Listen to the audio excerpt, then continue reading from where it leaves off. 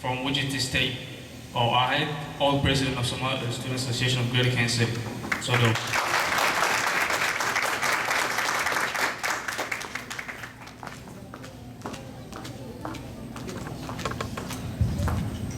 Okay, Assalamu alaikum. My name is Heba.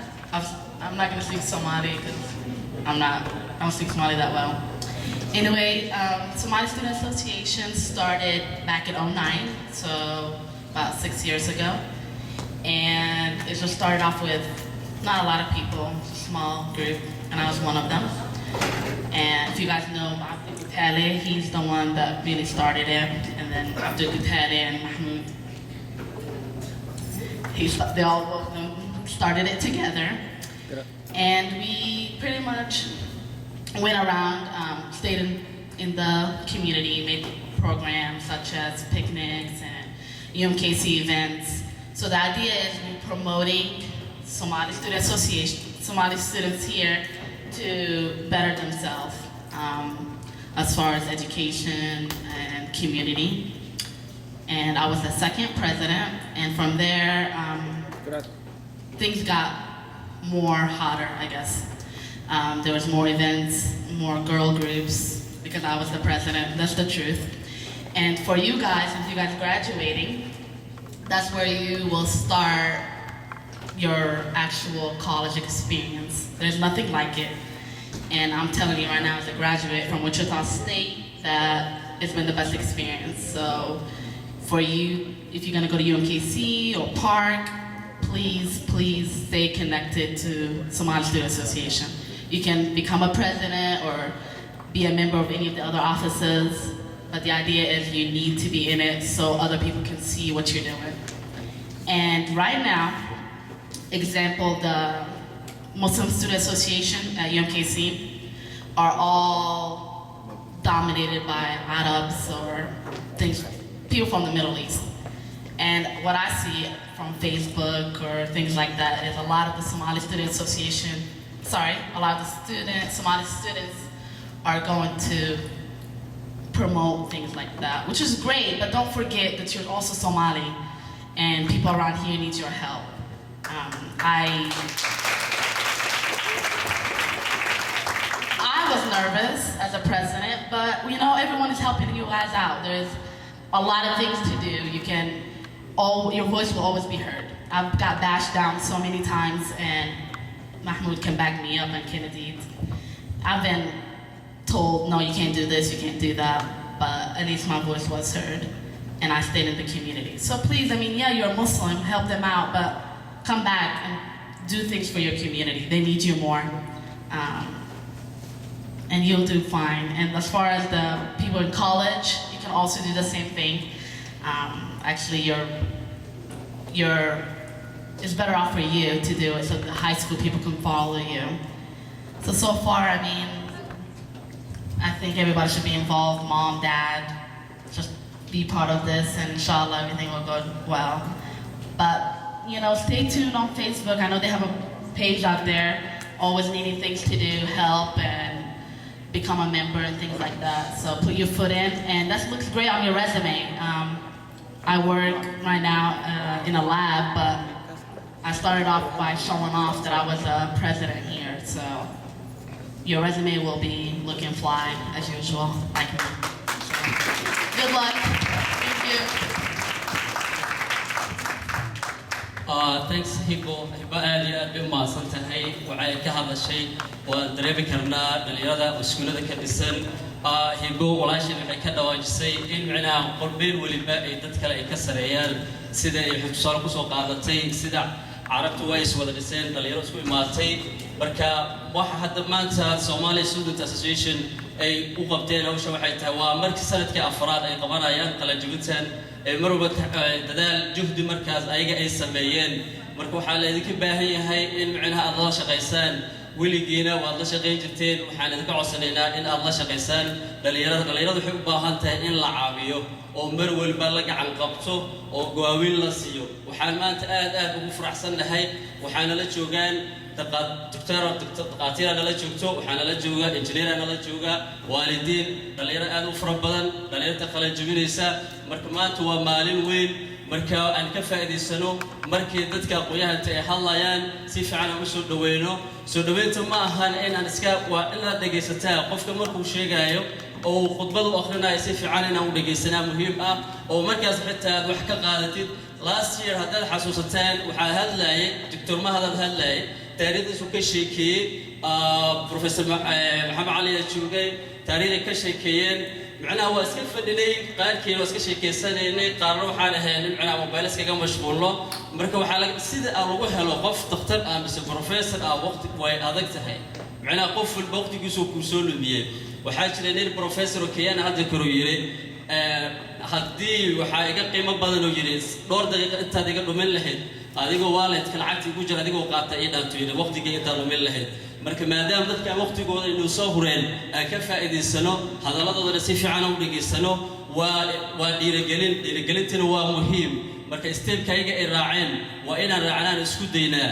waa idin sheegeen qaar waddankan waxay imaadeen ayagoon waxba aqoonin waxay dadaal bay sameeyeen horumar weyn ay gaareen marka mar walba waxaa muhiim ah in aan ka sii faa'iideysano daqaatiirteena professoradeena injineeradeena aan ka faa'iideysano haddana waxaan u yeeraynaa gudoomiyaha ururka dhalinyarada Somali Student Association sida wada taqaanaan Mr. Shukri waxaan leeyahay ku soo dhawaaw sabciska laga xasin waraha loo qaado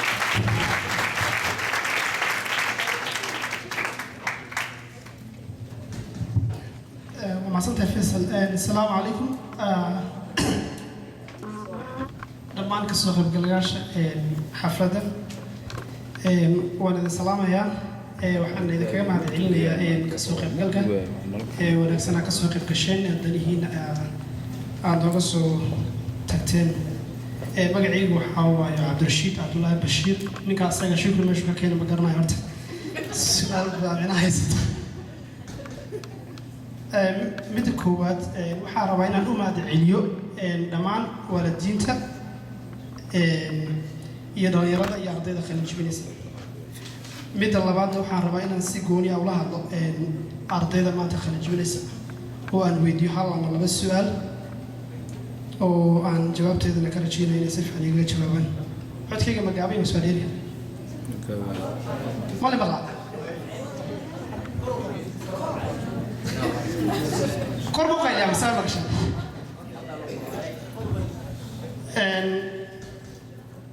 أبدا ماركي أول ركوا على مسجد سحرن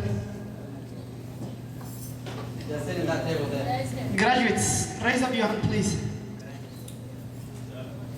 and you let's start أفر لي أركابي كول لابا سيد please سيدا كلامك عنك Okay, thank you. So the only question I'm going to ask you today is, how much money do you want to make in your lifetime? Like salary-wise, like yearly, like the salary you want to make? Everything included. How much do you want to make in your lifetime? Well, I want to have 8 zeros in my bank account every year.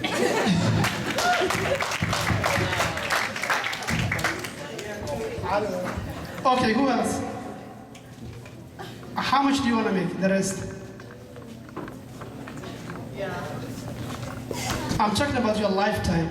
Oh, my lifetime? Lifetime. A couple million. Couple millions.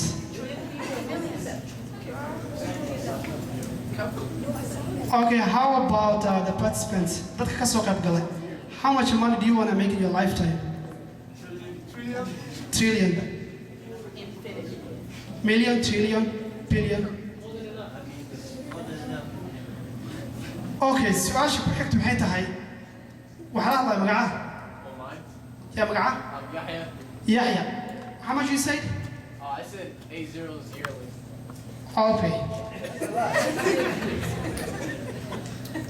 So, for you to make that money, what do you want to be? to be a CEO of a robotics company. CEO. Good job. Okay. How about if you don't become a CEO? Can you still make that money? I'm only going to be a CEO. Okay, good job. Okay, let's say like, I don't want to be a CEO, but I still want to make trillion or a million or a billion. Surtical matai. A software engineer, they make about $2.5 million a year. Okay, I'm a software engineer, but still Muslim.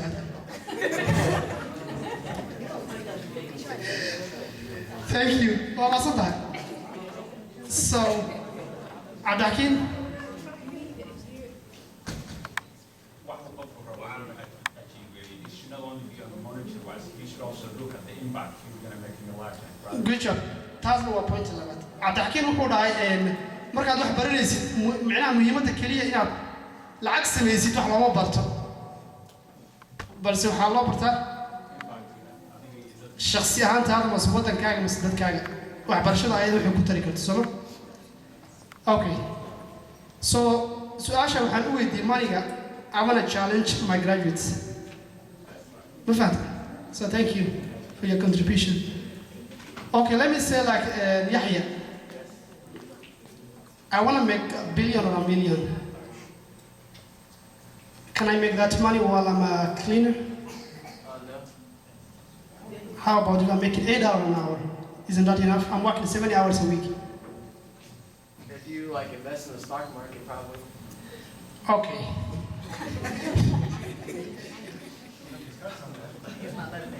I brought up this question because I made a friend. He's a retired elderly man.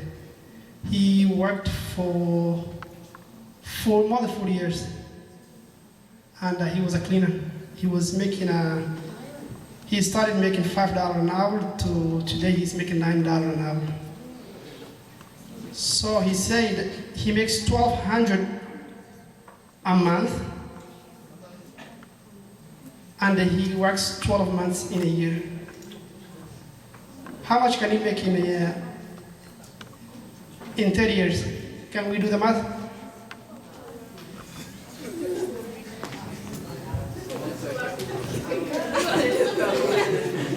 Okay, let me help you.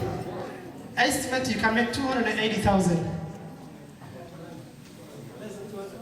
432,000. How about if you spend 90% of that money? How much do you have in your bank? Oh, 90%. You spend 90%. Yeah, paying your bills.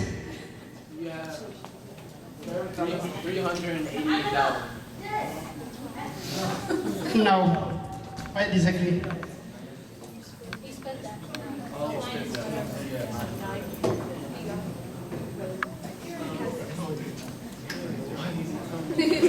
Okay, let me help.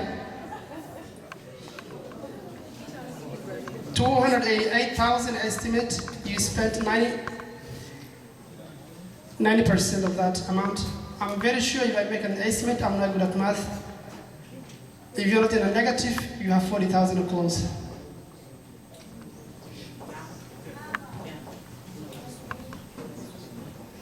And how old am I now that I'm 20? I'm not 20, I'm older than 20. Let me say I'm 20 now. In 30 years, how much money do I have in my bank account? In 20 years, so you're saying you have $40,000 left, right? That was 30 years, the amount you work for 30 years. Okay. You only have 40,000. This is just a guess and estimate, it's not. You may be in a negative. So that, how do I hatch it out like 20? In 30 years, how old will I be? 30 years. From now, I'm 20 today, I'll be 50. And I have maybe 7, 8 kids.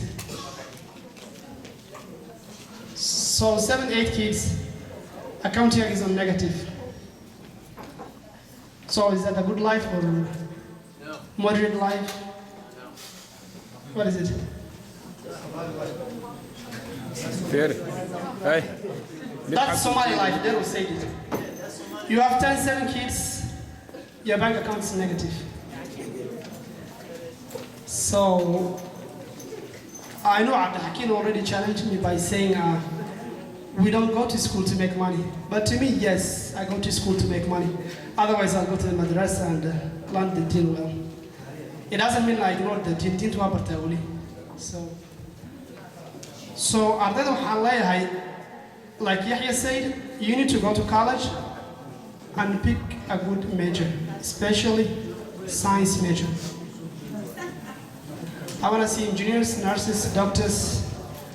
Arts, yes, you can do business administration and so forth, international, global, but I would never advise you to do that. So I think I have nothing much to say. Khadra is watching me, expecting more, but I'm telling you I have nothing to say, and let me give the chance to the next person.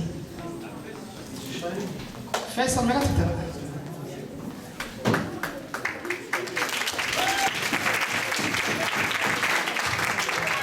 aad iyo aad ayuu mahadsan yahay madaxweynaha dhalinyarada ee Somali Student Association. aad iyo aad ayuu ugu mahadcelinaynaa. laakiin sicirkiina waa daciif maxaa dhacay mala soo qadaynaya. Meel sida Cabdi Xakiim oo kale u baahana. Shukri aad aad u mahadsantahay brother. intaan u sii gelin waxaan reminder mar walba idin xasuusin lahayn Somali Student Association waxaad ka heli kartaan website leedahay, page leedahay, Facebook aad ka gali kartaan, waxa comment ra'yi aad iyo aad ay u soo dhaweynaynaa. waan u baahannahay inaad na caawisaan. caawinaadda ha u moodin qarash kaliya ma ahan, waa maskax, fikrad, wax walba aad haysaan ayaan u baahannahay. anaga ma shaqayn karno haddaan fikradiina dadkaan haysanin. marka fikradihiina aad iyo aad ay noo caawinayaan. marka waxaan u baahannahay fikradihiina wixii anaga naga maqan inaad nagu soo kordhisaan. marka webka ay leedahay waxaad ka arkaysaan visionkeeda iyo missionka iyo goalska ay leedahay xaggaad ka wada eegi kartaan haddii Allah idmo. kadib waxaan xafladeena hadda ku soo dhaweynaynaa engineer Cabdi Nuur. injineerka intuu soo istaagay waxaan rabnaa samciskiisa inuu hadda soo istaagay. injineerku waxaan ka sii codsanaynaa maadaama cilmiga computerka uu aad ugu takhasusay softwareka waxa in uu nagu sheekeeyo historiga taariikhda wuxuu ku soo bartay. qaatira nala joogto, injineerana nala joogaan si stepka aan u wada raaci lahayn. waxaan aad u sii jeclaan lahaa samciska inaad ugu celisaan injineerka shacabka Soomaaliyeed.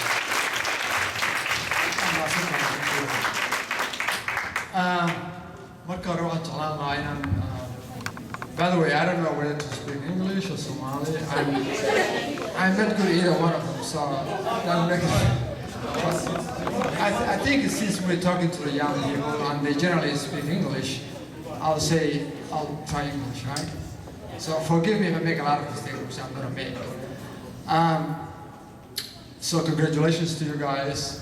We are very proud of us Somalis. We don't know each other, but every time you see a Somali person who achieves something good, it makes me proud, really, even though I don't know them. And a lot of times, they become helpful to you in a ways that you don't expect. And they do that because they achieve something. If you don't achieve something, if you don't get education, you can't really help anybody. You can't even help yourself.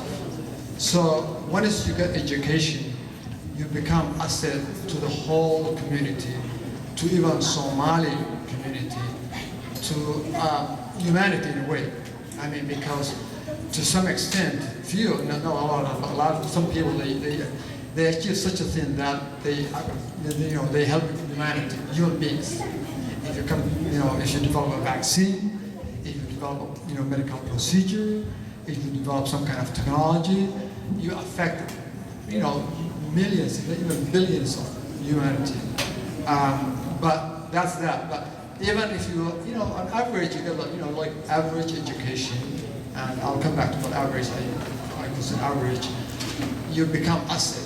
You become asset not only to yourself, but beyond yourself, beyond your family, beyond your immediate surroundings, but beyond even the Somali community.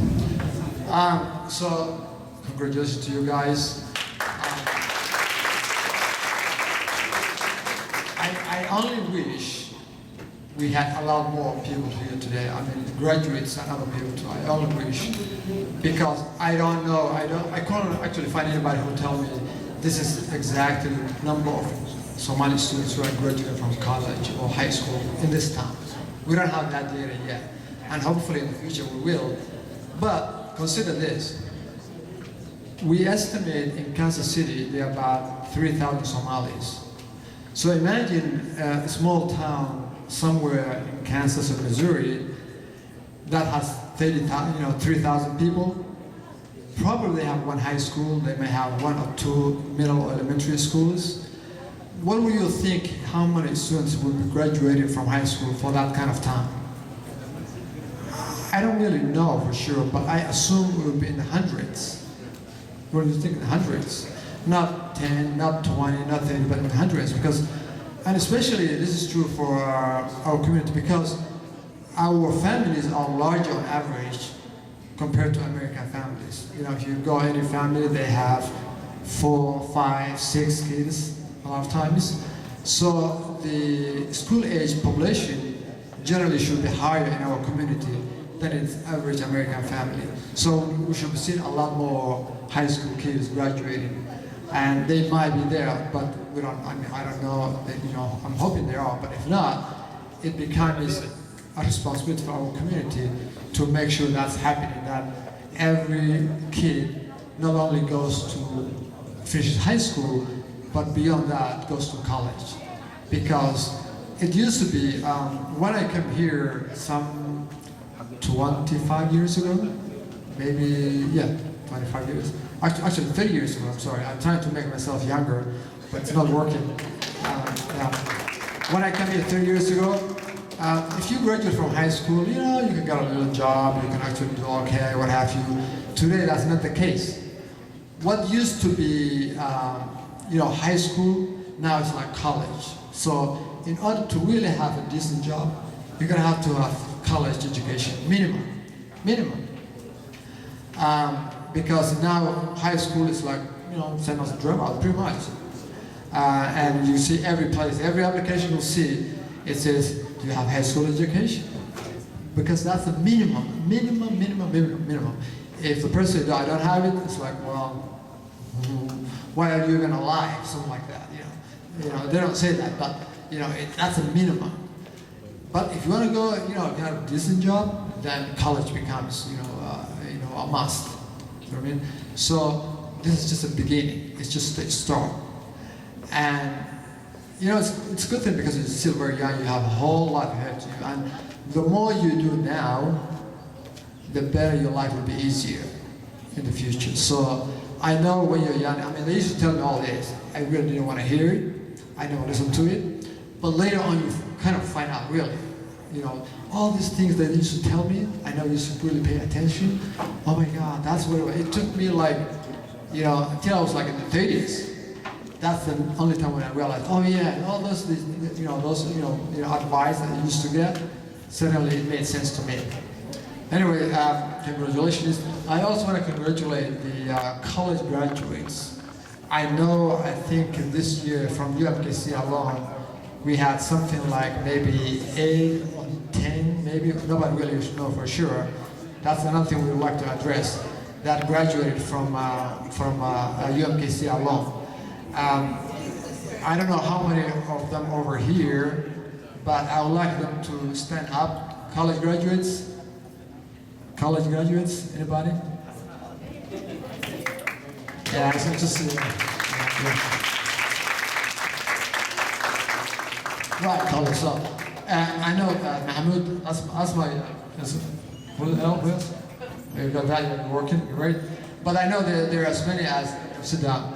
There are as many as 10 or maybe 8 or 10 or 12, maybe nobody really know.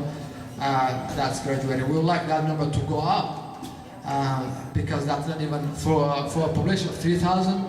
We should be having maybe 80, maybe 120 of us graduating from local school universities, if not higher. So we kind of like in that area as well. So that's what I like to say. I mean, for you, take this opportunity. If you haven't already applied for college, apply tomorrow. You know, I don't know. Is any of you have already got admission? Any of you? Any of you apply for college and get admission yet? Okay, 1, 2, 3, 4, 5, 6. Yeah, okay, that's good stuff. For those of you who have not done it, don't wait. I mean, actually, it's almost too late, so you don't want to wait. If you need help, you know, if you need help, we have a new group trying to form UMKC alumni. We actually want to invite everybody who is a professional, regardless whether you graduate from UMKC or any other local college or some other state. We wanted to, you know, form some kind of, you know, group that kind of become a support for the UMKC or the local college students. Hope, you know, maybe, you know, even, you know, high school level kids, what have you. So if you are in that category, please take my number, call me. We have a monthly meeting. And the whole idea is that to network among ourselves, and also to see what we can help with, you know, with other, you know, with education in our community. So if you, you know, talk to me after this, and you know, hopefully I can exchange numbers. But I wanted you to take. I mean, last year I made a trip to Somalia, and I went to schools. And the thing that really shocked me is that the lack of opportunity, even for education, the lack of opportunity for education. And you go to high schools, and not a single student have a textbook. Not because they don't want it, but they don't have it. That's not true for the whole country, but a lot of places are like that. So, how much, you know, a senior high school student can learn depends on how much space is in that blackboard. The only thing that, you know, the teacher, you know, writes on the blackboard, that's the only thing that he will learn, basically, because there's no book. There's no, you know, homework exercises. There's no different, you know, books he can, you know, check from library. So it's just the material. I mean, it's just, you know, so imagine how much opportunity you have. Everything nowadays is on your fingertips. Any resource. I mean, how many of you is familiar with this website called Khan Academy? Khan Academy? Khan Academy, you know, if you are in high school, and even if you are, you know, lower grades, even if you are college, that is a must call. I mean, site. I mean, if you are a parent, that's where you should, you know, your kids should be spending a lot of time on that website, because it has everything from first grade to college level. Almost every course you can think of, there's something, especially for K1 to K12. There's a whole curriculum. It's like, you know, resources you cannot imagine. So if you're a parent, that's where you know, day in and day out, you will be, you know, your kids should be spending there.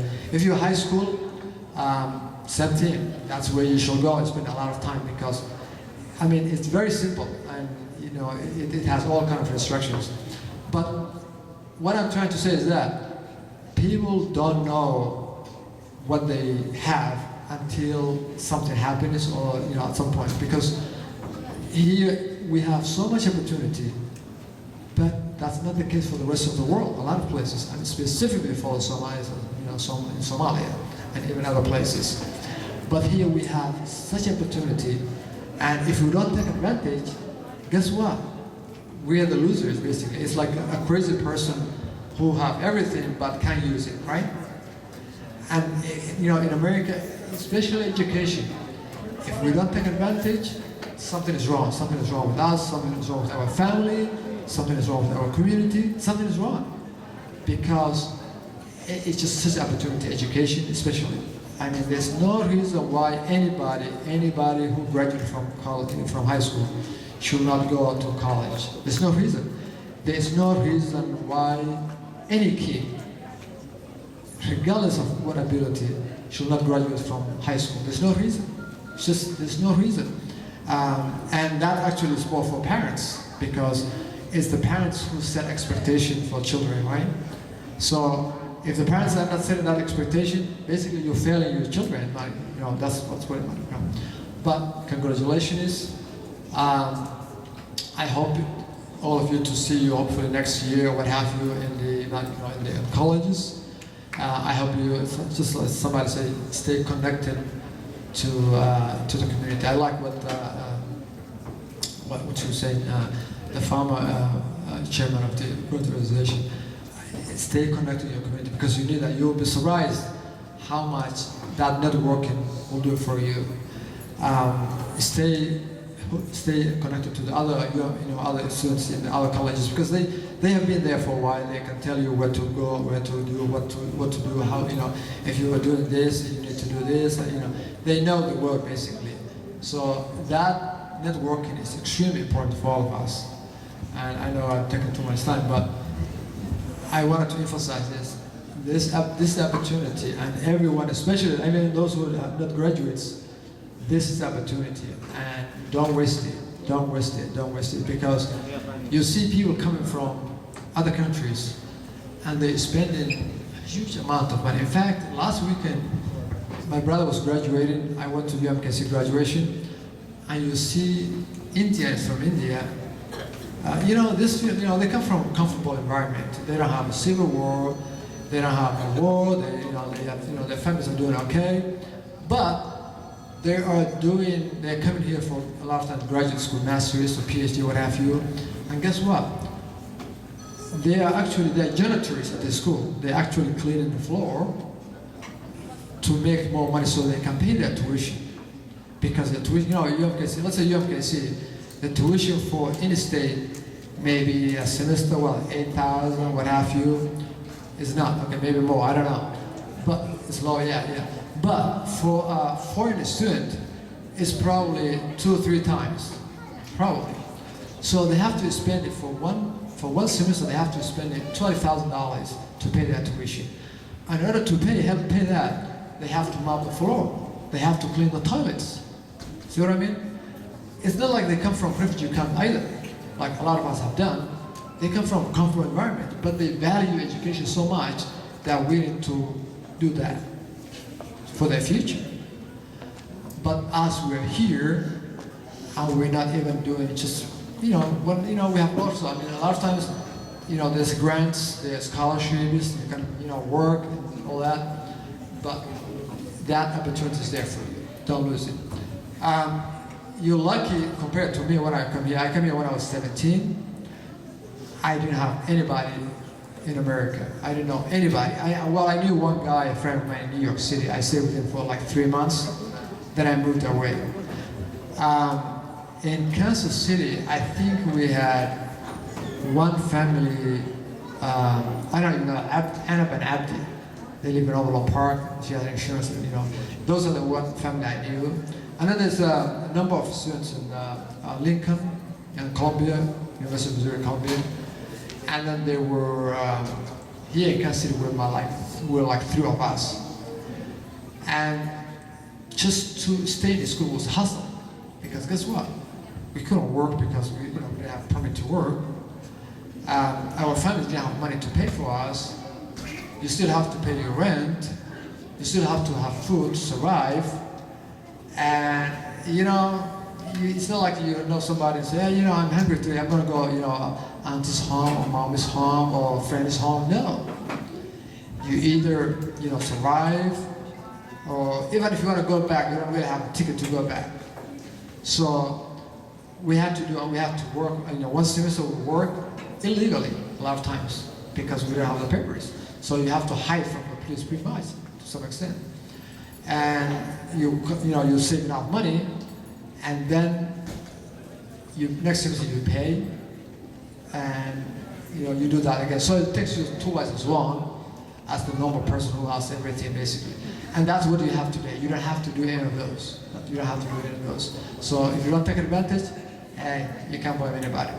But for those of us, I actually realize, for those of us, especially the ones who have hardship, a lot of times, the less support you have for your family, the harder you strive, the higher you go a lot of times, because you build that confidence. You can do yourself. You don't even need anybody. You can really do yourself.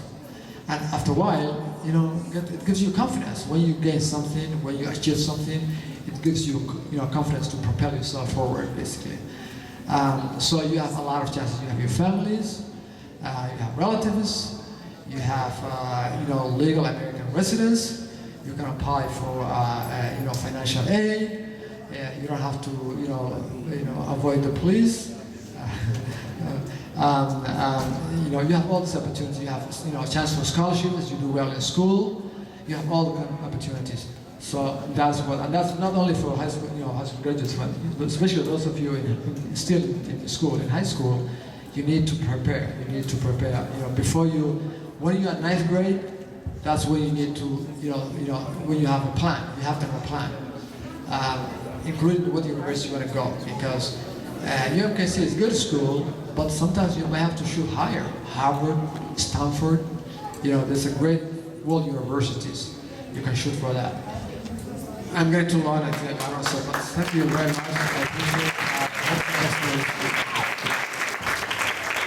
aad iyo aad ay u mahadsan yahay injineer cabdinuur waxyaalo badan oo ka dhawaajiyey waxaan u maleynayaa waxaan aad uga xumaaday markuu weydiiyey imisa qof ayaa isticmaasha barnaamijka Khan Academy waana markaan waxaa arkay afar ama saddex gacan inta laga soo taagay dhankan waa iska aamusayay وأرين آدي هذا البرنامج كسب برنامج آد wanaagsan سامعات بدنا كفائدة ما أهن ضد أنا كلية ضد تاجرين أو عروض وأبودان وحول برنامج كفائدة هدانا قانون بالكل عروض حتى ماشي كفائدة بغرتويد السعودي جا عروض ماشي حكبرتان وقانا كدمي وأم لنا يمان سيقولي أن لابتوب بس آيباد الأولين بس قفان سمارت فون أن هيسلين مركا والدين وحن كل يرجلين لهن بس أن كعص سنة إن العروض أي مركا يجيها المادان أي قانا كدمي أي برنامج أي ويبارك العروض هنا ما شاء الله سبحانه الله هذا أكتف قطعي المعنى كذا العيال أي أوفران برنامج أي بران ملك هلا إنجنيرك وكذا ويجي وحيه بسوقات وصالة قف كفقري هدود دلالو وقارئ لها الصومالي مركي هدود دلالو وحلبو قبصي كرا قف حذر كيسا وحبرشدي سوك فكرة يقول حاقيا لكن أنا الصومالي مركان محلين يقول مركان حاقيا من ده أيان ويرينا مركا سبيش أيونو هيا مركا أكوسر دوينو سأقول صعدتان أو إنجنير قريد كوش شيء وحبرشدي نويلي وحبولي أحد كو وحباولي الإمام بدل كل ودمية ما هن هاي سكول الدمية بس كولج الدمية بس يونيفرسيتي الدمية جامعة وفريسلا ما هن ويلو حباو كل من هو الفرق ما قلنا ده سؤال ويلو حباو كل من وكذلك أسيكون علو كسي فكير بلاد سميسو وحكولي شغال جالسة هاي ستا تلفون هذا كقرو إنجنير كقرو دكتور هذا كقرو قار كود وكسي هو جاميرا يعني واحد سماه الله تشو ويش هالجامعات ده هذا الهيد أو هذا الهيد advisor waa haysataa waa kuwa kula fadhiyaan ka faa'iideyso telefoonadooda qaado si hore idinku sheegeen last year waa la idin sheegay group waxa jira UMKC laga dhisay oo professoradii maadeen taqaatiirteeda dheheen waxay idin siiyeen leaflet idin siiyeen ka faa'iideysta wax la xiriirin ma laha yani noqon arinta hal baad lagu lisay hal laga faa'iideysto waqti waa haysan jaaniska hal mar الوقت كالصيف إذا لم يقطعك opportunity to knock the door once not twice كيف إذا سنو وحنكون مرتقالنا أنا وهذا كل شيء ديرانين يحيى أنا أصب عنه يحيى أصب عنه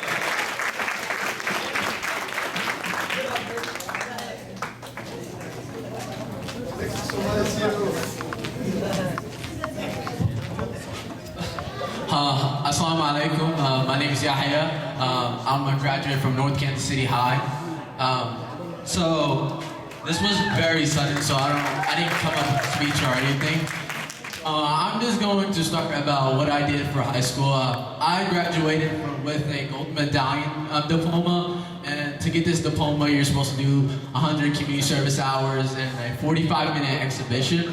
And this exhibition, I was supposed to, research a topic, and this topic I was to what extent do we hold preconceived judgments against disability, and I searched and researched for about 2 academic years, and then I did this speech in front of almost 200 people, and then I got my diploma, and then I stood on stage last Friday, and I got this golden it was like 24 carats, like golden necklace, and I came out walking like that. So,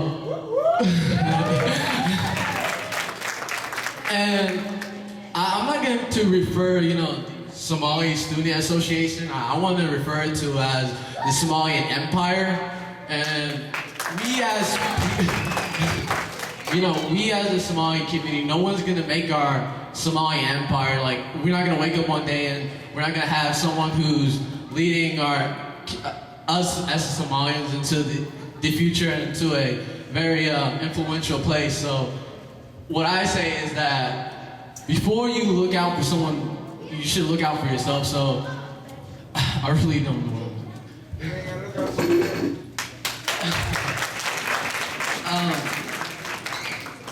There's a saying from Karl Marx, and it says, the world is like a mirror. If you spit and curse at the world will do the same. And if you smile, the world will also smile. So you can blame, you know, the white dominant people who takes the highest salary in America, or you can make the highest salary for yourself and be exponential and be legends and have a legacy for yourself. Because when you serve your name from your parents, you know, your parents hand you down your name, and you yourself have a right to make that name a legacy. So before I die, I'm gonna be known as the CEO of a Fortune 5 company that builds robots that people are using in their daily lives. Thank you. واو واو واو آدي يوم ما سيء يحيى آدي ما سيء أو فعلا سعسك يا حال عن سعسك ما توا بالك أنا سعسك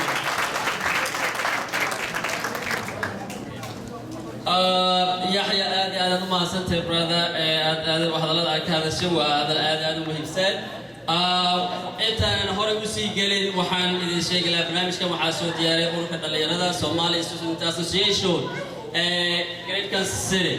هذا وح member كميدا وح مدحوينا واتقانان شكري قبل ما يا ويوا شكري وعكلو كجرا محمد فرح وحقوها تقانان ومالينا يا جيري iyo waxa kale kamid hadda marka dhaantadiisa daawanaysan ee soo istaagtaan doonaysay waxa kamid Cabdinuur marna waxa uu naqaanaa macalinka waxa kale kamid oo ku jira Grant waxa kale ku jira Abdullahi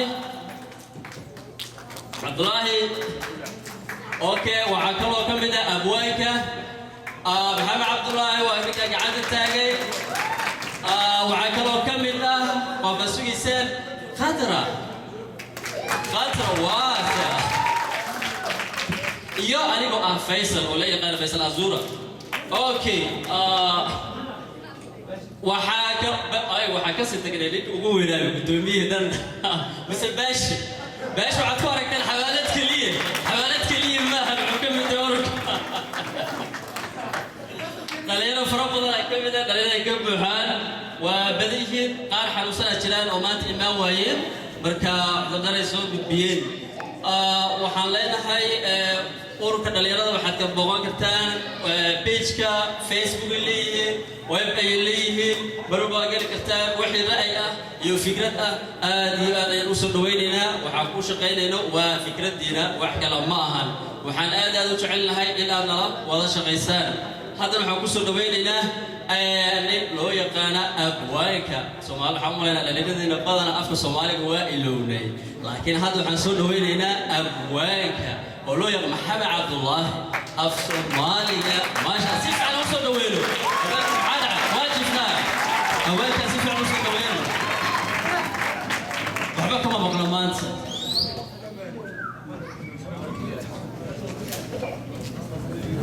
السلام عليكم ورحمة الله وبركاته. وحالك السلام يا صلاة السلاكة. وحان دمان السلام يا وحان جعلنا وانبليايو قلن جوياشا وبيح سوكعي وادرادود وحان سكوني معلمان حفلتان عاد بين ماسيين دليردي وقت قوسو هوري او سوق القابي حفلتان عاد كو قيمه هي قايا بدن runtii dhalinyarada waxay ugu yeeraan abwaanka qaar badan ma garanayaan macnaha abwaanka kaliya waxay u qabaan magac laakiin magacayga Maxamed baa la dhahaa abwaanka waa darajo waay waxaan aaminsanahay darajadaas weli ma gaarin laakiin waan isku yardayaa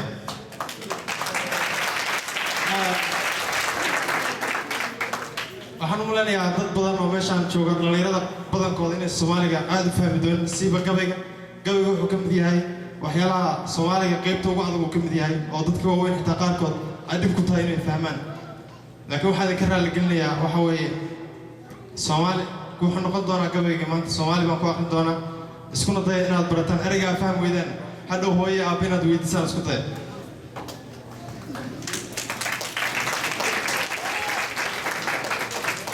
waxaan jeclahay inaan wax yar idin dulmaro gabayga ku saabsan yahay runtii waad ogtihiin annaga Soomaalida waxaan nahay boqolkiiba boqol muslim baan nahay dad muslima maadaama nahay diinta islaamka waxa weeye waxay noo tahay tir dhexaadkii noo tahay qodobka waxa weeye aqalka ma ku dhisan yahay qodob baa lagu taagaa qodobkaan tuslahayn ugu dhici lahaa marka diintu waxay noo tahay qodob dhexaadka aan ku taagnay gabayga wuxuu ku saabsanaan doonaa diinta in lagu dadaalo alla daycina booskeeda waxaan ka hadli doonaa dhibkii badnaa iyo qodaxdii badnayd oo uu ka soo maray nabigeena calayhi salaatu wasalaam markuu diintan lagu soo dejinayay iyo waqtiyada badnaa uu ka soo maray qaarna waan xusi doonaa warka ma sii dheeraynayo waxaan jeclahay inaan gabayga u gada galo dhegaysi waay Allah hoyaalay hoyaalay hoyaalay hoye Allah hoyaalay hoyaalay hoye Ilaahay adduunyada dhigay aadmiga beeray ambiyada dhammaantood ilaa aadan laga gaaro ayadood goorana barya in garab yaalla aray bixinta aadmiga lagu asteeyaaye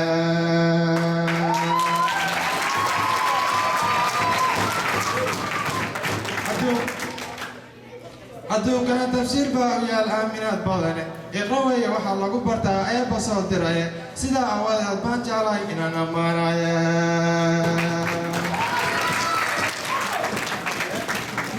markii edaga laga oodaya uu bixi waayey markuu caynta xulay u galay caara aqalkeeda godka awdan goortu u galay waa adigii garane isaga adkaysi ogow eebba garanaya fariin adag ayaa loo sidoo loo alkumayaaye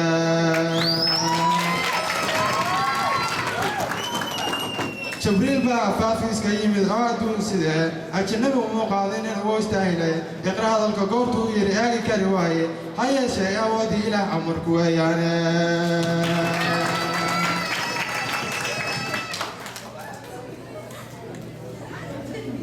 agoonkii intuu siyaamka ereygiisa oo tuuriya aluf kale haddaan eego oon ereyga deeqsiiyo allahayow adaa axad oo caadiloo jire adigan adduunyada dhammaan eray ku sheegayne inta curub jirkaygiiyo afkiiyo xaadda oogadaba aragtidu indhibo ay hayaan unuga soo daaya dareennadu halkay iskugu tagaan adhaxda hoosteeda ubucdiyo lafiyo dhammaan dhiigga oo haleeya tinta oogadiyo dhammaan muuqa idilkiisa waxaan urina eegnayo waxaan ag joognaaba wixii oga laga taabtale ee dirku ka sarreeyo wixii ugax ku hoos jira intuu uunka imaanayo wixii uurka laga sido iyana waad ogsoon tahay mid kasta wuxuu agabsan baad adag u keentaaye midna kuma dhexqado mawjadaha waa amuur kale eh awooddaada weeyaan waxay aamineen gabiya dhammaantoode intaana sheeginay dhimani waa awood kale adiga awooddeeda loo eray ku dhaafayne gidigooda adoo nagu galladay oo aamin leenahaye iqra weeye waxaa lagu bartaa aadmi sharaftiisa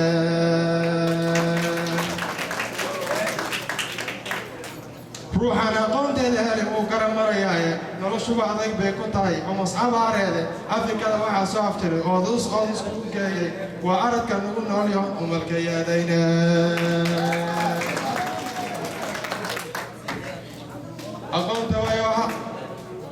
aqoonta way waxaa looga bixiyey omoska jira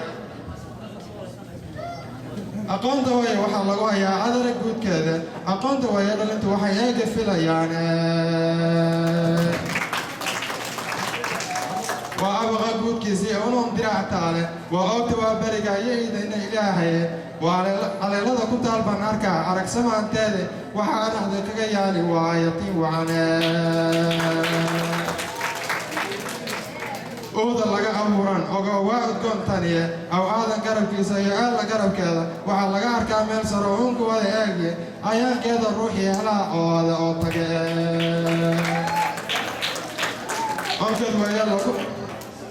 onkod weeya lagu diirsadiyo oori khayr badani ilwaad weeya araggadu iyo ila butaac weyne ishaarada ilaah keenaya waa ijaabtaniye afarta afkeeni la qoray amase suugaanta maamahda eryada abwaan soo jiraan ahaye anjixeeda maasada meelo ruuxa qan yariye arday arya gaagaaban igu isdhibayaaye asraaf lagu sifeeyay rabtaa hadal asluub weyne annagaa ilaah nagu galladay oo ammaan mudane awqaan ninkii raadiyaa way taalxume afar kale haddaan ku alko amase kuu sheego aqoon weeye waxaa ayniga lagu gaadhaaye aqoon weeye hadal laysfaraa alif la yeershaaye icraabtiyo waxaa lagu bartaa eraya waaweyne iftiinkaa dadku eegaya ina garab yaalla ninkii baran wayaa ilayn oon ku hadhayaaye ilays weeye lagu diisadiyo ilin aqooneeda ilxumada waxaa laga baxay ilka loo galayo markaad eegti maanada aqoonta caradka noo joogta aqoon-yahanadu waxay noo dhigeen idinka oo eegine aafada faqrigu u wadaa waa aqoon xume oo maarka lagu raagay waad wada arkaysaane intaad barataan kuwada intifaac oo maala ulajeeda wayn baa jirtee olola sii qaada isjeclaansho baa laga helaa aqoon idilkeeda ogsaanaada waa lagu dhargaa lagu adkaadaye ogeysiiska siibiya ood kastaba geeya isjeclaansho baa laga helaa aqoon idilkeeda asalaamu calaykum waraxmatullahi أبوك في هذا المناسبة هي سحسة أبو علي وسحسة أبو علي وجروب أبوك أبو علي محمد عبد الله وحال لنا أبو الملا عيار ماهن عنا تجمع وتحنا الوقف كل فهم كرا وفهم كرا دينتا نبكي الله صومري دبعتنا نبينا سبحانه صلوات الله عليه وصومري iyo si anaga ka dhiganay isma lahan marka in la dadaal la muujiyo wuxuu inoo soo jeeday gabay aad iyo aad u macaan badan qofkii fahmi waaya in macna waa muhiim in asaga uu la xariiro oo si fiican u fahansiiyo waa Soomaaliya mariqaadkiisu iska dibay oo adeeg yahay qolna way ku adeeg tahay qolna way u jilicsan tahay marka gabay aad u macaan badan waxa uu dhiirigelin ay ku jirto aad ay wanaagsanaa barnaamijkaasina waxaa idin soo diyaaray dhalinyarada Somali Student Association su'aalaha daan is weydiinayay oo waxaa jirtay madaxweynaha dhalinyaradu is weydiinayeen qaarna dad waxay u bartaan inay waxbarashada inay lacag sameeyaan qaarna waxay u bartaan inay dadkooda caawiyaan waxaan aad u jeclaaday bointiga oo Cabdixakiin walaalkeena oo ka dhawaajiyay يعني waxbarashada qofku marka xabaranayso waxa ku barataa in macna dadkaaga iyo dalkaaga aad wax ugu qaban doontid aad ku caawisid marka taasna aad ay u muhiimsan tahay Cabdixakiin aad kaaga mahad celinaya bointiga aad isgaraysay waxaan xitaa dhalinyarada aan u sii sheegi lahaa in waqtigeena ka faa'iideysano sida arkaysaan odayaasha maanta la joogaan waqtigooda way ka faa'iideysteen ayagoo hadda cimriga jira ayna wax baranayaan ayna guriye ay leeyihiin carruurna ay leeyihiin waqtigeeda ka faa'iideystaan marka ma ahan aniga reeraan leeyahay waxba ma baran karo waxay ugu dhigeen shift adigoo shiftiga ku jira ayaad ka faa'iideysan kartaa waxbarashada ma adka sida injineer Cabdinuur oo inoo sheegay waxbarashada Afrika iyo halka markii la isku fiiriyo Afrika waxbarashada way adag tahay nolosha ay ku jiraan waa nolol aad iyo aad u adag badan inta laakiin nolosheeda waa iska adag ma ahan wajilcaanta waxbarashadana ma adka aalaad waxa lagu baran lahaa waa web buuxaan kombiyuutarada gurihii yaaliin wax walba marka fursadii waad haysataa wala aan fursadii haysanin oo dhibaato qorax iyo qodax ee wax ku bartaan dadka qaarkood idinkana fursadeed haysataan fursadii marka ay ka faa'iideysano adigoo shiftiga ku jira adigoo caruurtada haysta ayaad wax baran kartaa adigoo gurigaaga jooga ayaad wax qaadan kartaa adigoo gurigaaga iska dhex fadhiya dad baa jira ayagoo shaqaysanaya xafiiskooda jooga oo gurigooda isla markii jooga ka faa'iideysta oo digriigaaga bachelorkooda masterkooda gurigooda ku sameeya maxaa ka qadiya adiga kuwa ka faa'iideyso waqtigaaga weli waad yar tahay ka faa'iideyso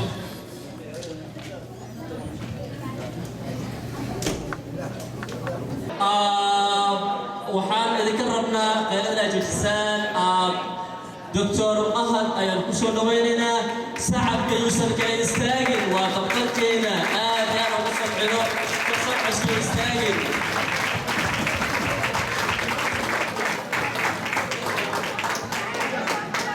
marka aan isdhegaysano markii takhaatiir dhakhtarka ama oo hadlaya aan ka faa'iidaysano waa muhiim aad aan ugu mahad celinaynaa waqtigiisa qaali weynoo soo huray marka aan ka faa'iidaysano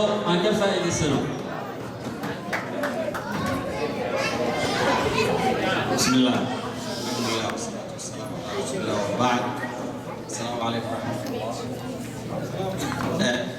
وهي waxaan jeclahay inaan mahad celiyo ururka ardayda Soomaaliyeed ee Kansas City soo abaabulay munaasabadan quruxda badan aan oran karnaa waa kulanka ugu fiican oo ugu khayr badan marka laga reebo masaajidda ee Soomaalidu isugu timaado intaanoo dad oo laga yaabo inay xataa Soomaaliga ku wada hadal isu keentay aan isku imaanin siyaasad iyo maamul iyo xukun iyo wax kale laakiin dadka guud ee bulshada isu keentay aad bay mahadsan yihiin siday sheegeenna waa kulankii afraad waxaan ka codsanayaa maadaama 4 kulan la sameeyey oo dadkii dugsiyada sare ka baxay hadda laga bilaabo waxaan rajaynaynaa in kuwii ugu horreeyay ay jaamacadaha ka baxaan insha allah xafladda ku xigta sanadka soo socda inaanay noqon high school graduates ay noqoto isku jir dadkii high school ka baxay college-kii dadkii digriyada sare qaatay marka waa inaan hore u socono high school aan lagu ekaanin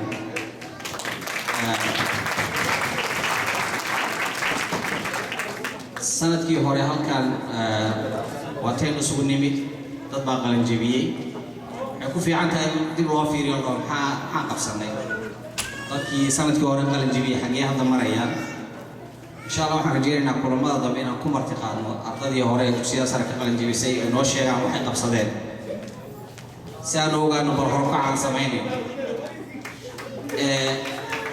marka inta haddaan u gudbo abaabulayaasha waxaan u mahad celinayaa waalidiinta suurtageliyey in ardadoodu ilmahooda inay ku guulaystaan inay ka gudbaan heerkii hore ee waxbarashada waa sanadka hore sidaan iri waxaad ka qalin jebinaysaan tacliintii ay waalidiintii saaray dushooda waxaana bilaabmaya heerkii idinka laydinka rabay ma ahan inaad waxbarashadii aad dhammayseen laakiin waxa weeye waalidkiin baa dadaalkan iskale iyagaa mudan in loo mahad celiyo ku guulaystay inay iskuulka idin diraan inaad high school ka baxdaan laakiin heerka kani waa heerkii kala guurka transition way dhakhtar carruur baan hay waa xilliga aad naga tagtaan annaga wadaadaan dhakhtarka dadka waaweyn dadka hadda high school ka baxay waa transition oo waxa waa dhakhtarkii pediatricianka ka tegaysaan waxaad aadaysaan dhakhtarka dadka waaweyn sidaas oo kale waxbarashadii waxaad ka gudbaysaan waalidiintii laakiin waxaad bilaabaysaan heerkii idinku noloshiina iyo mustaqbalkiina aad go'aansan lahaydeen marka waxaad ogaataan waa soo dhaweyn lagu soo dhaweynayay stagekii labaad ee marxaladda waxbarashada mas-uuliyadda dushiina ay tahay marka waalidiintu waa mahadsan yihiin heerkan ay soo gaarsiiyeen marka waa markiidii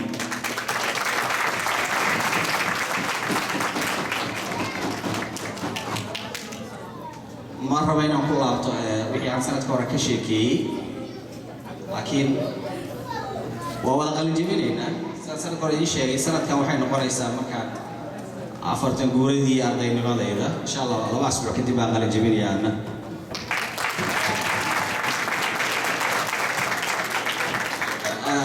taas waxaan ka wadaa inaan idinku dhiirigeliyo arday badan baan arkay oo markaa la sheekaysta aad dhahdo maxaa kuu qorshaysan high school baad ka baxday badidooda waxay ku leeyihin wallahi 2 sano oo diploma iyo community college baan aadayaa waa nasiib darro wey dad baa iska leh shaqadaas 2 sano su-aalaan weydiiye waxaa ka mid ah reer iyo carruur miyaad leedahay maya aabbihi hooyo miyaa dalkii jiro oo biil iyo waxba kugu taagan maya imsanaad jirtaa 18 17 ugu badnaan 19 sano maxaa waayo 2 sano keliya rabta inaad ku samayso oo u shaqo tagto waa loo cududaaraya ninkii reer ka yimid oo aabbi iyo hooyo qaraabo iyo dadka soo tegay ama xaas iyo carruur iyo waxle wax korinaya laakiin 17 jir 18 jir 19 jir high school hadda ka baxay goolkaaga waa inuu noqdo inaad higsato waxa ugu sarreeyo qof samayn karo oo awoodo inaad samayso awood waa leedahay haddii duruuf ka hortimaado waa gooni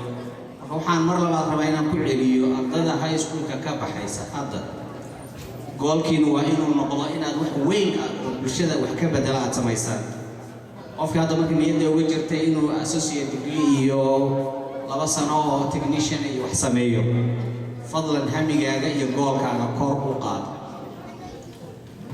dhalinyaradu waa dadka wax ka bedela rubac qarni baan ku dhownahay intii dalkeenu uu burburay oo aan qaxootiga noqonay welina ma muuqato dadka hadda Soomaalida meel walba lagu arko waa dadkii hore wax soo bartay su'aashu waxay tahay why rubac qarni weli loo leeyahay isbedel haddaad aragto dhakhaatiir badidooda dadkii hore ardada u soo ahaa injineerada sidoo kale generationkii anaha qarniga u dambeeyay isbedel weyn ma muuqdo marka waxaad ogaataa tartan baa lagu jiraa dadka iyagii hore iyo generationka cusub weli ma soo muuqataan ummad iyo bulsho iyo wax walba mabda kasta waxa wax ka bedelana waa idinka oday isbedel markii dadaalka ugu badan hooyo aaba ay keenaan waa inay wax ku baraan ay iskeeni toban sano marka fadlan sanadka soo socda waxaan rajeynaynaa inuu kulankan inuu noqdo mid laga wada qayb galo high school college postgraduate dad oo degree qaatay oo aanan mar walba taagnaan high school maartay la qabto in sanadihii hore dadkii xafladaha loo sameeyay halkaas soo istaagaan oo inoo sheegaan waxay qabteen yiraahdo waxaana sameeyey anu xaggaan aaday hadda halkaas wax maraya runtii inaad wax qabataana bulshadaada si aadan dareemayn bay isbedel ugu samaynaysaa waxaa laga yaabaa inaadan ogeyn adigu waxa aad bulshada u tahay laakiin inaad tacliin samayso oo aad magac yeelato oo aad meel ka muuqataay bulshadaada Soomaaliyeed waxbay u tahay markii la yiraahdo gabadhaasi waa dhakhtarad Soomaaliya waa engineer Soomaaliya wiilkaas qofka lawyerkaas waa Soomaali community laftigeeda dad aad ogeyn baa ku dayanaya ilmaha iskuulka ku jira waxay tigsan doonaan qofka noocaas oo kala marka fadlan waxaan rajeynaynaa inaad tusaale fiican aad u noqotaan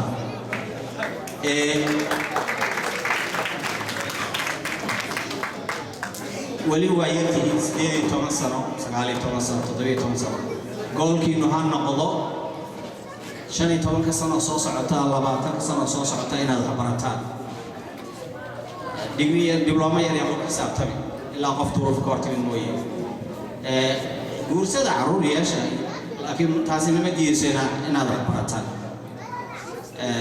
30 sano ka soo wareegtay marka high school ka baxay 2 asbuuc kadib baan insha Allah graduate gareynaya taasna waxa weeye waxay dhamaynaysaa formal education laakiin still arday akhriyaan noqon doona insha Allah marka waxaan leeyahay qorshihiinu ha fogaado degree sare iyo muddo dheer oo soo socota inaad barataan waalidkiina waa mahadsan yihiin hawsha ay qabteen waalidiinta waxaan ku baraarujin lahaa waalidiin qaaran wada sheekaysanay in badan oo kamid ah waana garto waxaa laga yaabaa waalidku inuunan aqoonba waxaan la baranayo hamigoodu ha noqdo ilmuhu in ay bulshada ka soo dhex baxaan oo wax dheer ay bartaan oo aynan ku talagelin dhawaan inay maaragtay ay shaqo aadaan marka waqtiga oo yar darteed ururku waa mahadsan yahay abaabulkooda waalidiintii suurtagelisay inaad qalajibisaan idinkana waxaan idin leenahay noqda kuwii ummaddan tusaale fiican u noqda oo maaragtay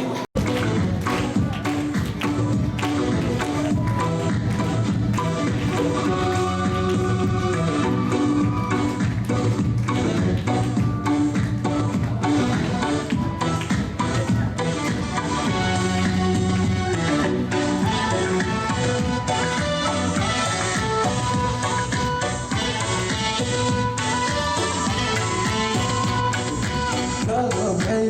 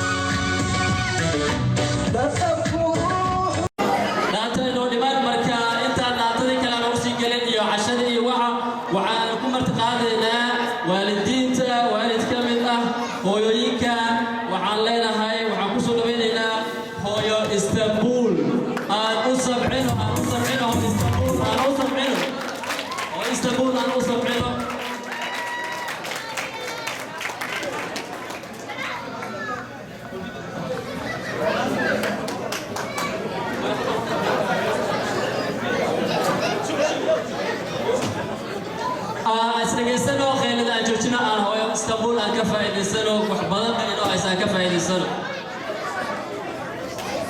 السلام عليكم مروي بمدة الريال وإلى السلامي سلام كفعت وإلى السلامي برامك أفريقيا ممكن قول عبد الكريم كان وحنا كان وحبة ما كان نورتا وحنا كسر وين هي أنت هويو أنا وحنا كل يعرف هوي كصوماليات وحنا هوي صوماليات وهي الديرة شعر مقرتين اللهم صل على سيدنا محمد فاتح أعوذ بالله من الشيطان الرجيم بسم الله الرحمن الرحمن مالك يوم إياك نستعين اهدنا الصراط المستقيم صراط الذين أنعمت عليهم خير المغضوب عليهم ولا الضالين haddaan u soo laabto dhinaca kale horta cilmiga wax ciyaara maaha waxaan halkan u soo istaagay borogaraamka ah hooyooyinka waxa ahay hooyada waxaa looga baahan yahay ciyaalkana looga baahan yahay waxaa weeye horta cunugu waa inuu cunug ducaysan yahay laba waalid ka ducaysto dhaqan xun uuna ku dhaqmin iskuulka hooyada kac markay tira asagoo qatan waa inuu hooyada marka hore kabaha u dhigo kabta markuu dhigo quraacda ku rijiyo saxankeeda qaado qashinka ku soo rido ma aha hadda dhaqamada cusub aynu aragnay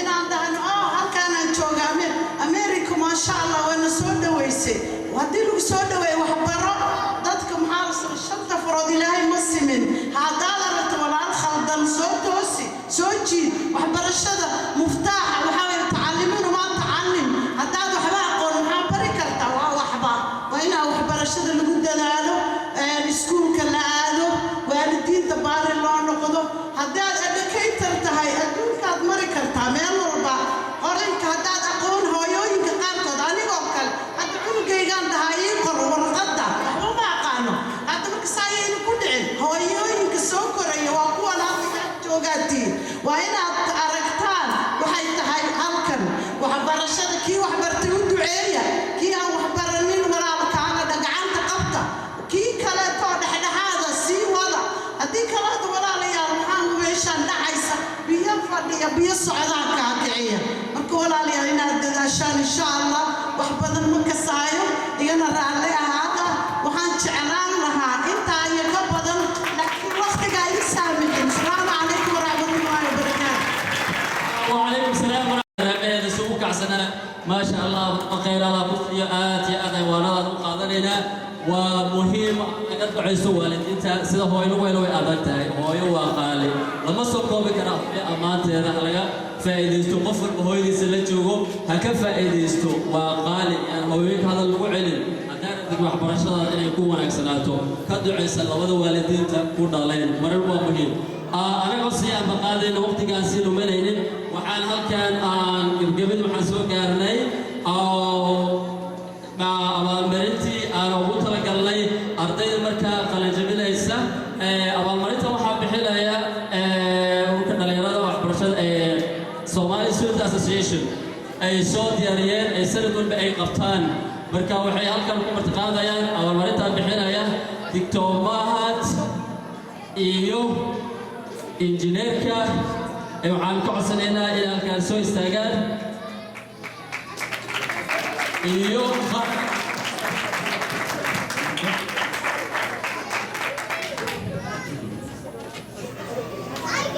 aan soo dhaweyno doctorka iyo injineerka aan soo dhaweyno awaalmarinta ayaga qaabilsan ardayda qalanjabinaysa waxaan ka codsanaynaa markaad magacaagaan maqashid inaad soo dhaqaaqdid dadweynaha sharafta leh oo ka soo qayb galay waxaan ka codsanaynaa sabciska inay ugu dadaalaan aad iyo aad ugu mahad celinaynaa ganacsatada baambooyinka dhalinyarada qaaliga ah oo maanta xafladda ka soo qayb galay iyo kaalmada aad u fidiseen dhalinyarada Soomaaliyeed aad iyo aad ayaan idinku mahad celinaynaa xooggiina iyo maalkiina aad noogu caawiseen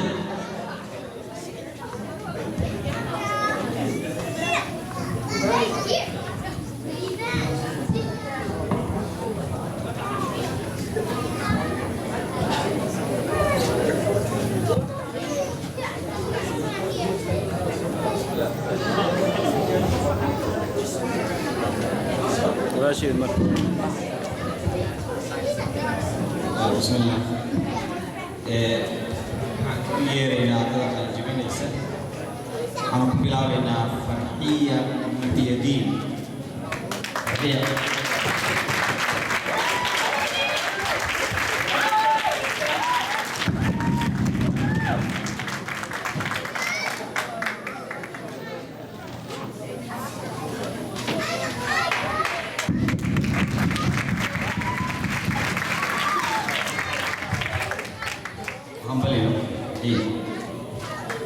waxaan ku xiga u yeerayaa marka Nasra Ayle Mohammed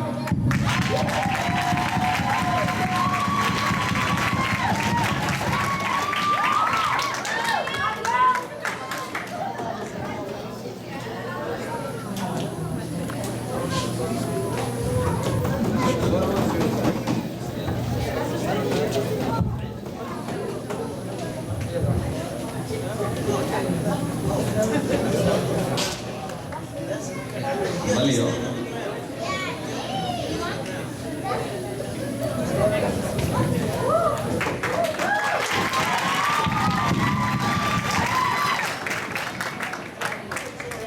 Kalau ini dinamakan Yahya Muhammad. Dari kau Yahya. Kau kita.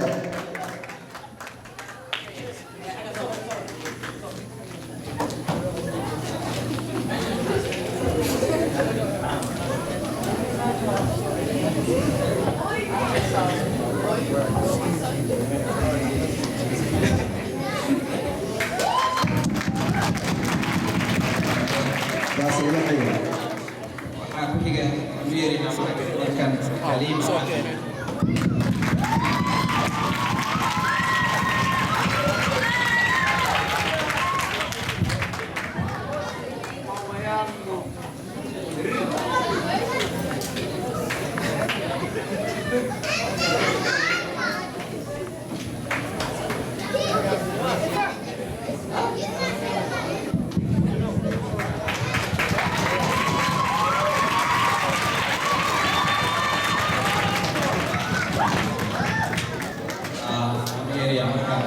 Amina Muhammad.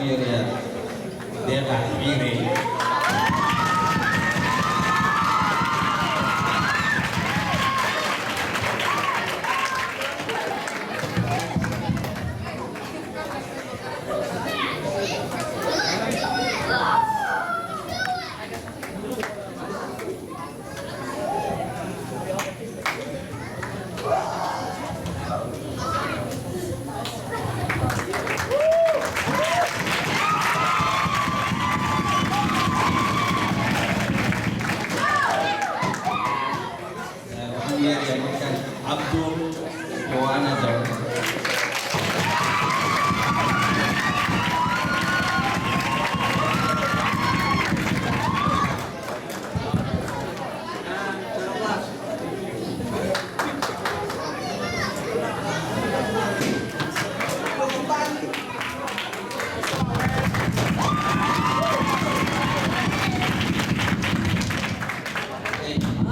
The last, not the least, Ifrah Adam.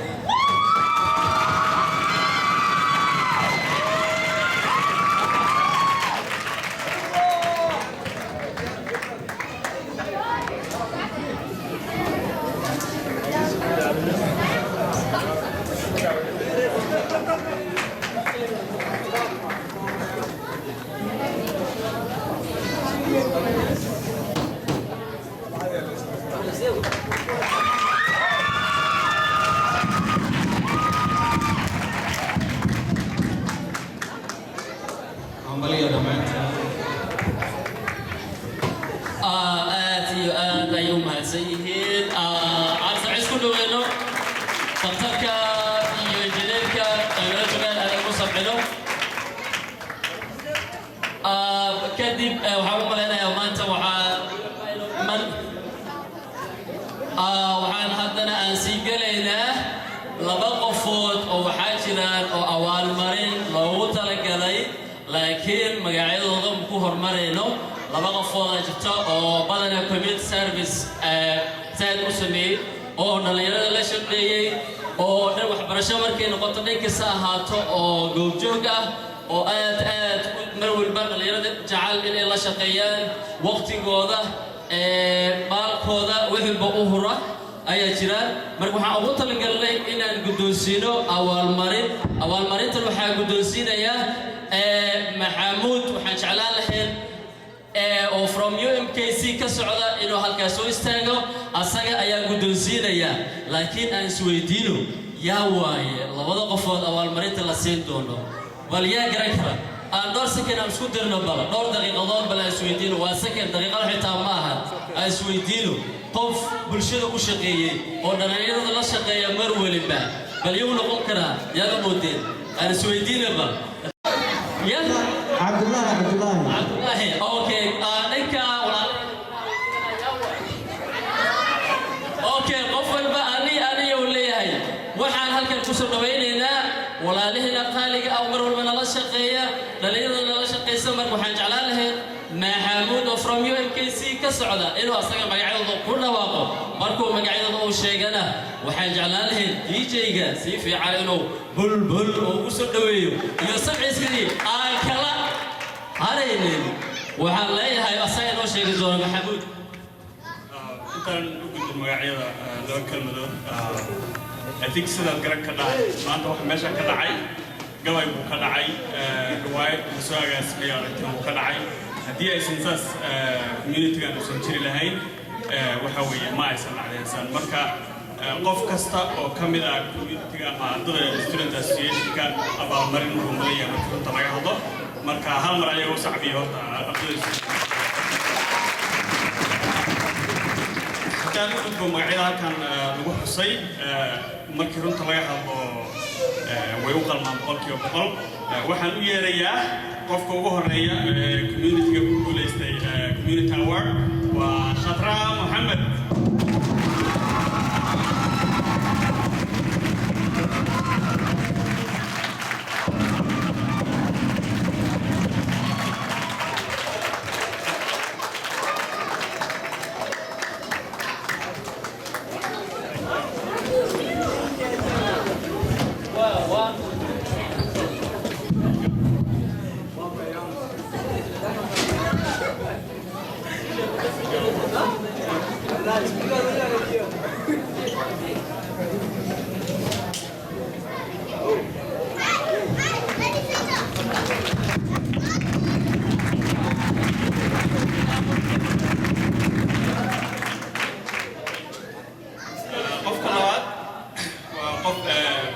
runtii aad u soo dadaalay laftigiisa oo ardada wax badan ay ku soo qaatay oo laftigiisa uusan magaciisa ugu cusbayn kama qayb qaadan by the way dadkaan selection kuma jirin laakiin magacyada iga soo baxayo baalka Hiba Ahmed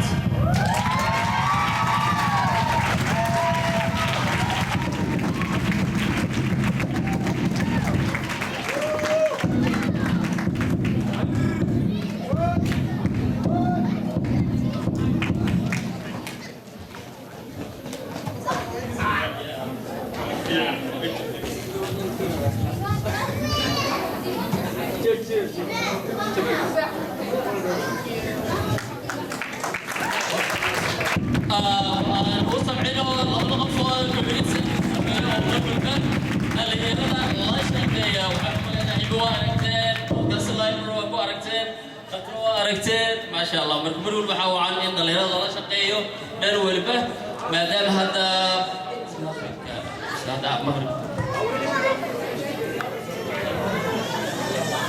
marka waxaan go'aansanay hadda maadaama salaada lagu soo fuullaadahay in aan cashadii aan u sii guday galno cashadii ayaan qaybinaynaa